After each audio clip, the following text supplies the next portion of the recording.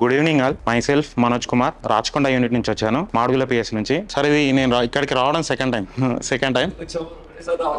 అంటే ఇక్కడికి రావడానికి కారణాలు కూడా ఉన్నాయి. సో మామూలుగా చెప్తున్నాను అంటే ఎందుకు రావాలనేది. రీసెంట్గా మా పోలీస్ స్టేషన్లో డీసీపీ మేడం గారి విజిట్ అయిందనమాట. సో మ్యామ్ ఏమన్నారంటే చెప్పాను అనమాట, ఇది యాక్చువల్గా అందరికి తెలుసు, క్రైమ్ జరిగినాక దాన్ని మనం ప్రివెంట్ చేసి దాన్ని డిటెక్ట్ చేయడం ఇదంతా మామూలుగానే అయితేనే ఉంటుంది. దానికంటే ముందు మనం జనాల దగ్గరికి వెళ్ళి దానికి తగ్గట్టు ఇట్లుంది అని అవేర్నెస్ క్రియేట్ చేయడం మెయిన్ మనకి ముఖ్యం అనమాట, కమ్యూనిటీలోకి వెళ్ళి.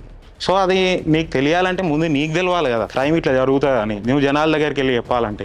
సో దాని గురించి నువ్వు ముందు అవేర్నెస్ క్రియేట్ చేయాలి అని చెప్పి మేడం గారు చెప్పారు.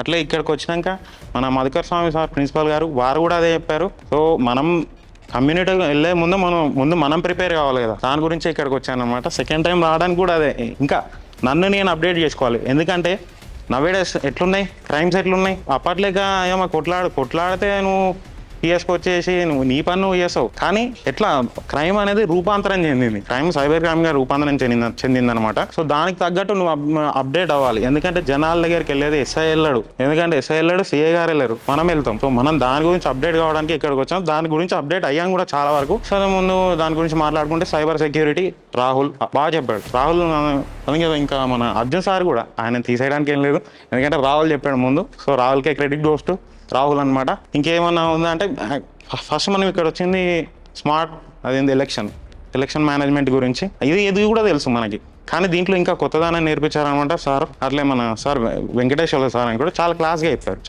చెప్పారు. అండ్ ఇక రోడ్ సేఫ్టీ ఇదంతా ఉంటుంది.